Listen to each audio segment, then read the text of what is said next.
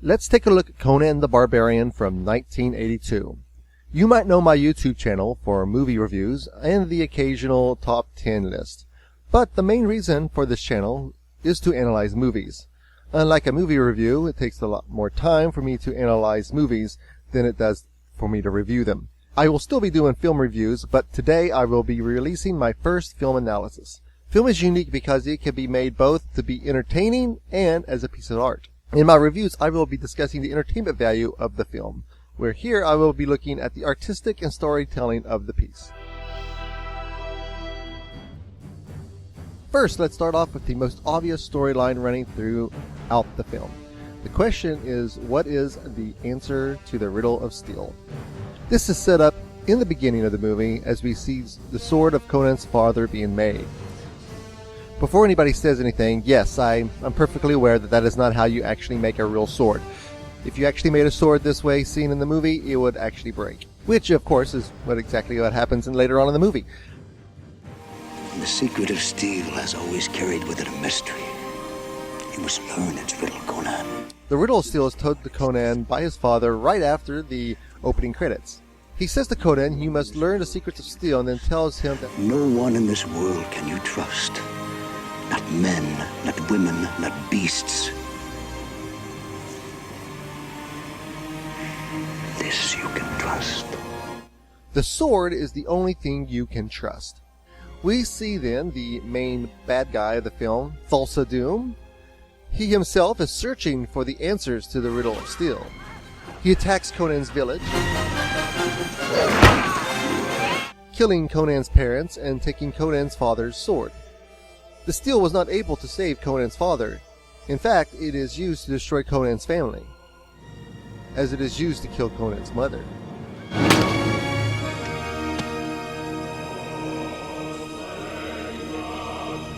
We see that when Conan was being trained as a pit fighter, Conan is trained by the best sword fighters, and Conan learns to trust and rely on the steel. In this scene, after he is freed, we see him chased down by some wild wolves.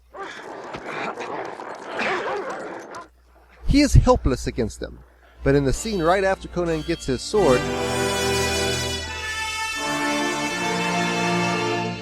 the scene cuts to him running along wearing furs made from the wolves. We don't actually see Conan kill the wolves. We don't need to see him kill the wolves. The steel has made him powerful.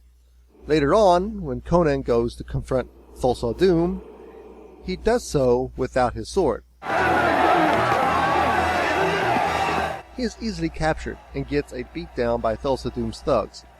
Thulsa Doom tells Conan the true answer to the riddle of steel, that steel is weak. Steel isn't strong, boy. Flesh is stronger. Flesh is stronger than steel. It's not the sword that makes the man strong, but the man behind the sword. That is strength, boy. That is power. The strength and power of flesh. To make his point, he has Conan crucified on the Tree of Woe. I believe Valeria proves this again. In this scene where they're trying to prevent the demons from taking Conan, it is my belief that Conan is saved by Valeria. I believe in this scene Valeria offers her life as a replacement for Conan's. Steel did not save Conan. It was the love that Valeria had that did it. In the final confrontation with Thulsa Doom's forces, Conan breaks his father's sword, proving that steel is once again weak. After killing Thulsa Doom and taking his head, Conan drops his father's sword to the ground. It means nothing to him. He has solved the riddle of steel. It is not the sword, but the man who wields it that is strong. There can also be a strong comparison between Conan and Christ in both the movies and in the short stories. The crucifixion scene is pulled directly from one of the original short stories. And after the crucifixion in both the movie and in the books, Conan appears to become more superhuman. Probably more so in the writings than in the films. I can see him having an awakening about what true strength is. He even shows an example of his new strength. In the throne room and orgy scene, we see a big, heavy cauldron of soup being carried in by 8 big guys. That same cauldron that takes 8 people to lift, Conan tips over with ease. One of the main themes in the original books by Robert E. Howard is barbarianism versus civilization, and in which Howard's view is that barbarianism will always win. This theme is represented in this film. Civilization in this film is set up as an evil, unnatural thing. The main ruling body we see is Thulsa Doom's Set cult. Everywhere Conan goes, he sees the influence of this evil cult. If you look carefully, you can see the Set cult tower in every town and city that Conan visits. When we meet King Orsic, we see a broken, almost powerless man. The Set cult has come in and taken what is most precious to him, his daughter. The king has no real power anymore. The cult has taken over. During the orgy scene in the Mount Temple, Sudakai takes a look at the scene and says, So this is paradise. "So this is paradise." But on closer inspection, we see how much this is really a nightmare. The soup that they are eating is made from humans. And as Conan and Valeria and Sudakai sneak in past the kitchen, we see humans on racks like meat. The Set cult are actually cannibals, and we see what happens to the followers of their cult. It is my belief that Thulsa Doom himself is not even human.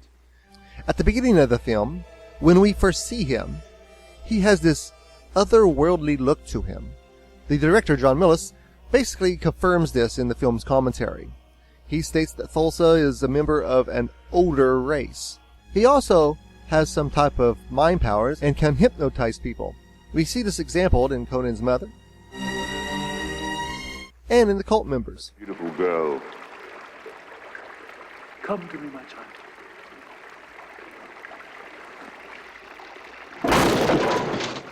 It also appears he almost hypnotizes Conan at the end, but Conan is too strong for that. It is my theory that Thulsa Doom is actually a serpent person. The image of his cult is that of a snake. We could also assume that all of his towers have a huge snake in it that they worship, just like the one that Conan and Subutai run into and kill.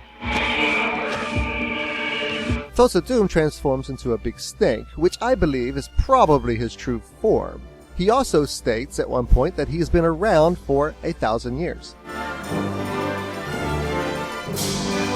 He can also take control of snakes. We see this when he's using snakes as arrows. When Conan meets the witch, she says that Conan will crush the snakes of the earth. Crush the snakes of the earth. So I believe this is a direct reference to Thulsa Doom. Conan, of course, represents barbarianism.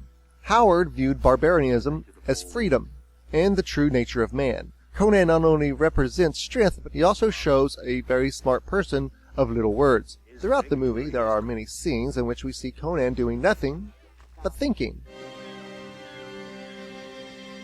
In the beginning, we see that he's not only taught the ways of combat, he is also taught many languages and reads many books. Conan, as a man of little words, shows this to Valeria. In the film, Conan only says 5 words to her. You are not a guard. Neither are you. Do you know what horrors lie beyond that wall? No. Even though not many words are spoken between them, their relationship is quite believable. This is the reason why I believe this is Arnold Schwarzenegger's best role.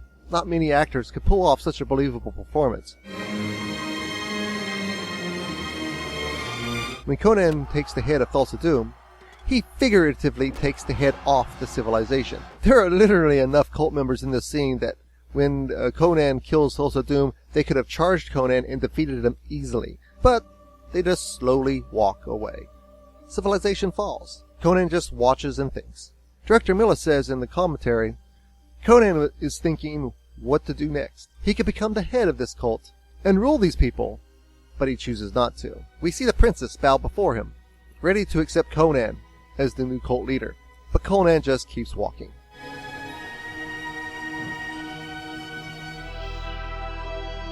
One of the scenes that always bothered me was the scene where they were bringing Conan back from the brink of death, after being nailed to the tree of woe.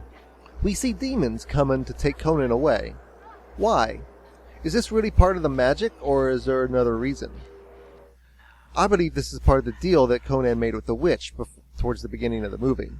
The witch says to get the information Conan seeks, there will be a price to be paid. There Surprise, Barbarian. We are never told what the price was. I believe that the price was Conan's soul. We also see her try to kill Conan, and then turn into something that looks very similar to the demons that come to take Conan. So is that why they're there? To collect on a debt?